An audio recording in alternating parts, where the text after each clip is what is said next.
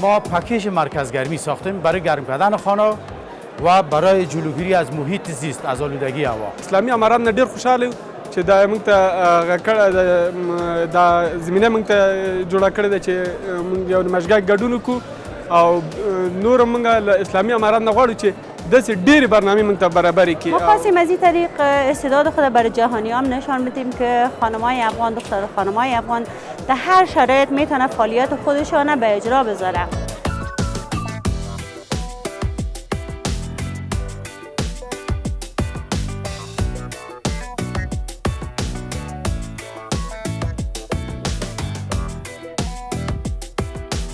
تشکری میکنیم از امارات اسلامی که این زمینه را برای خانم‌ها فراهم ساخته که در نمایشگاه‌ها بتونن راحت و آزادانه اشتراک کنن، بیاین مسئولات خود به نمایش گذارن. برگزاری نمایشگاه به خانم‌ها تاثیرات مثبت خیلی زیادی را داره، چون مکاتب هم بسته است، پنتون هم بسته است و میتونیم که یعنی وقتی که همچون نمایشگاه برگزار میشه خیلی خرسند هستیم و این باعث پیشرفت انکشاف ما میشه.